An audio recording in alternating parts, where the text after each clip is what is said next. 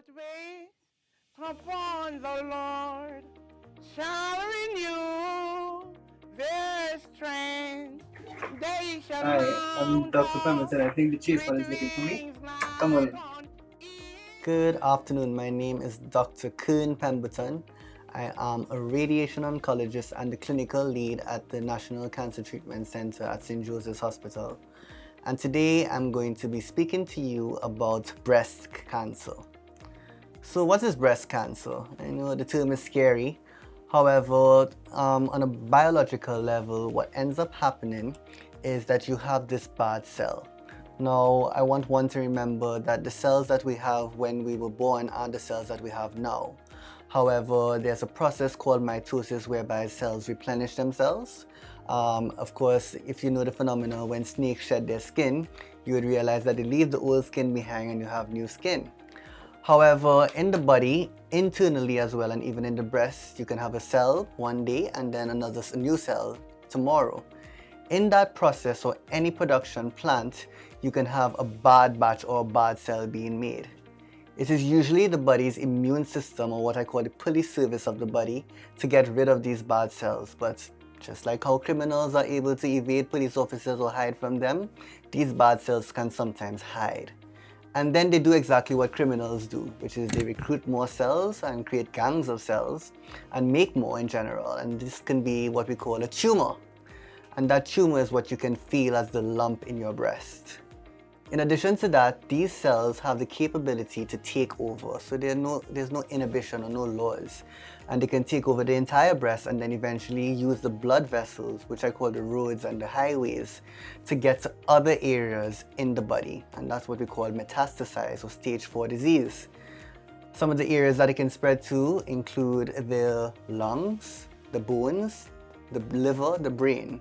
Doesn't really matter where. Once it metastasizes or leaves the breast or where it originates from, it is now stage 4 cancer in the breast.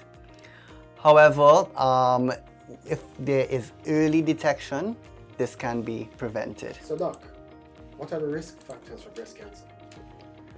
So I get this question many times. So I always divide it into two things that you can control and things that you cannot control.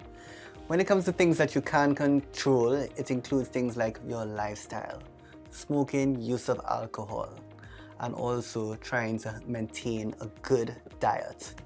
When it comes to things that you cannot control, unfortunately, a family history of breast cancer puts you at risk. And not only breast cancer.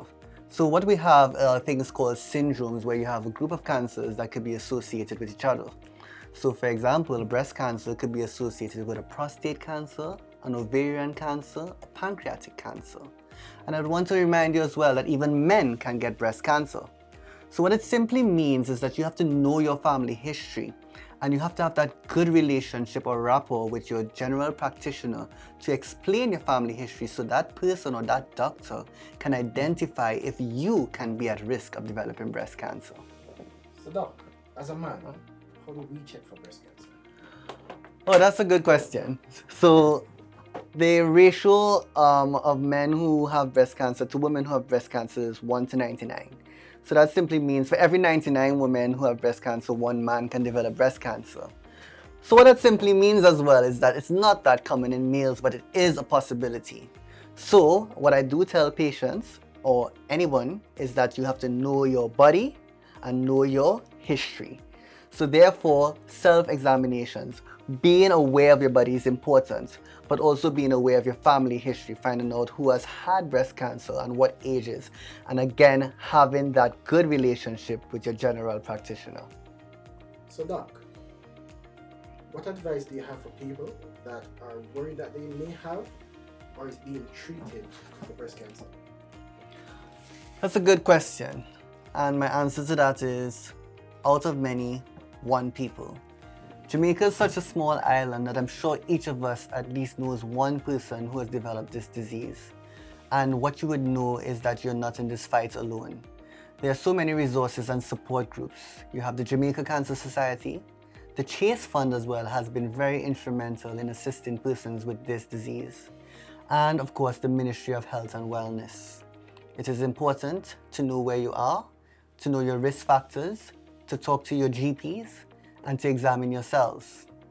And I'm sure in us knowing, or each one of us knowing someone who has developed this problem, that you can get information and sort of debunk any myths when it comes to the side effects. You know, we've had instances where so many people shy away from treatment because they're afraid of an operation, they're afraid of the chemotherapy, the hair falling out, the weight loss, and all these other side effects. But what you need to be peculiar about is that, or what we need to be cognizant of, is that not everyone is going to develop all of these side effects. And you have so many people who have had good experiences, even if not so bad experiences, so many people who have triumphed all the side effects and have come out successful and have been cured. I always tell persons that when these things happen, it's not trying to question why it has happened, but to question the purpose, and to question your purpose for living and for helping out others who may have been affected by this disease.